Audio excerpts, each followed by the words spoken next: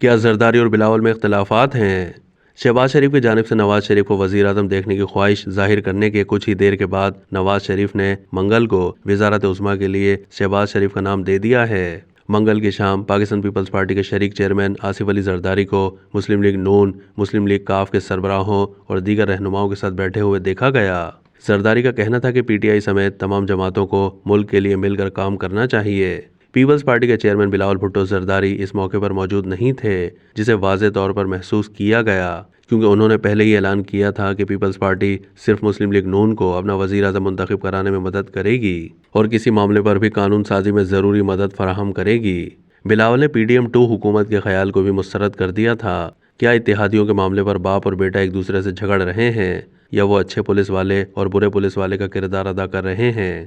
Pakistan Peoples party کے ایک senior رہنما سے جب اس معاملے پر پوچھا گیا تو انہوں نے اس کی تردید کی اور بتایا کہ ان سب معاملات میں کوئی دلچسپ بات نہیں ہے اور معاملہ تھوڑا تکنیکی ہے۔ پیپلز پارٹی رہنما نے نام ظاہر نہ کرنے کی درخواست کرتے ہوئے کہا ہے کہ Asif Ali Zardari Peoples party parliamentarians کے صدر ہیں اور اتحاد کے اعلان کے لیے ان کی پریس کانفرنس میں موجودگی کافی تھی۔